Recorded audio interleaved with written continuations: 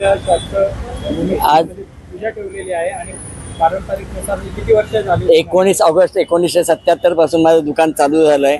आज 48व्या वर्षात मी पदार्पण केलेलं आहे दुकानाचं. आणि न चुकता 48 वर्ष सतत सत्यनारायणाची पूजा आयोजित झाली आहे. काय शॉपचं नाव काय? गोरसगृह या नावानं दुकान चालू केलेलं आहे 1977ला. ठाण्यामध्ये आपल्या किती शाखा आहेत? ठाण्यामध्ये माझ्या 3 शाखा आहेत.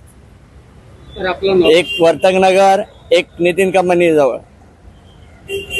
आणि काय म्हणजे मिठाईचा आपला व्यवसाय, गुलकंदवाडी, पेढे, हे साजूक तूप, लोणी, चक्का, श्रीखंड या सर्वसाठी आपलं फेमस आहे. ही वास्तू या ठिकाणी सुरुवातीला होती, पण नंतर डेव्हलप करण्यात आली. ते आता नूतनीकरण 3 वर्ष झाले.